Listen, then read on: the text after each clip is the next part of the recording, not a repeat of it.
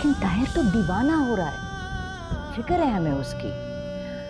चंद दिनों की बात है खालाजान, ताहिर खुद ब खुद ठीक हो जाएगा। वक्त बहुत बड़ा मरहम होता है, बस मुझे तो ये फिक्र है कि कहीं से आ ना जाए वो। तौबा करो, फिर कहां से आएगी? हमें तो यही खुशी है कि सांप भी मर गया और लाठी भी ना टूटी।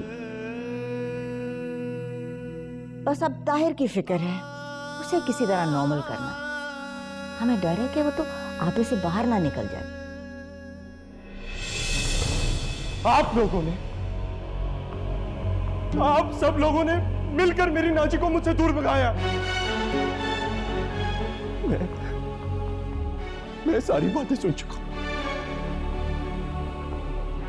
अगर मुझे यह पता होता कि मेरे अपने घर वाले मेरी जान के दुश्मन बन जाएंगे, मैं इस हवेली में कभी कदम ही ना रखता।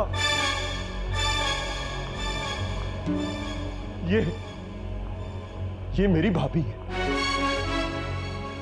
जिसने भाभी और देवर के मुकद्दस रिश्ते की धज्जियां उड़ा दी। भाभी तो मां की जगह होती। बड़ा मान रखा आपने भाभी होने पर। अपनी बहन के साथ मिलकर किस तरह के मंसूबे बनाए मेरी बर्बादी के लिए। और मैं बेवकूफ, कुछ भी ना समझ सका। उसकी बेबसी को खामोशी समझकर झुठलाता रहा। वो रोती रही, उसकी आंखों में जो इल्तिजा थी उसको भी ना समझ सका। अंदाज हो गया था। हाँ, आप सबकी बातों में आके अंदाज हो गया था।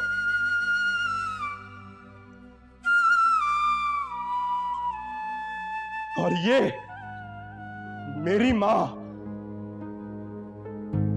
आपको मैं क्या कहूं? मेरे पास तो अल्फाज ही नहीं रहे। कितना भरोसा किया था आप पर, मगर आपने मेरा प्यार और भरोसा खत्म कर दिया। मां तो क्या क्या कुर्बानी दे जाती है औलाद के लिए,